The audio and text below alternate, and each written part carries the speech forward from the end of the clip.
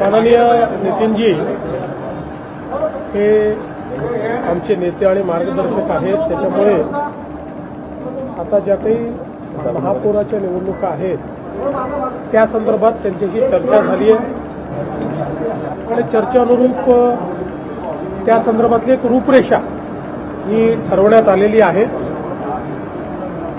जी काही नावं आहेत त्या नावांच्या संदर्भात काही निर्णय जे आहेत ते उद्या किंवा परवा घेतले जातील आणि जी काही रूपरेषा ठरली आहे त्या रूपरेषेनुसारच ही नावं फायनल होतील.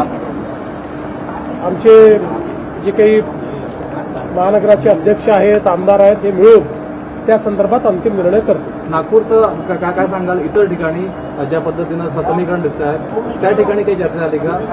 बाकी ठिकाणी ओव्हरऑल चर्चा झालेली आहे. त्या ठिकाणचे जे प्रमुख आहेत त्या प्रमुखांना आम्ही नेमकं काय करायचं आहे तशा संदर्भातली लाईन घेऊ आणि त्यानुसार पुढची कारवाई होईल.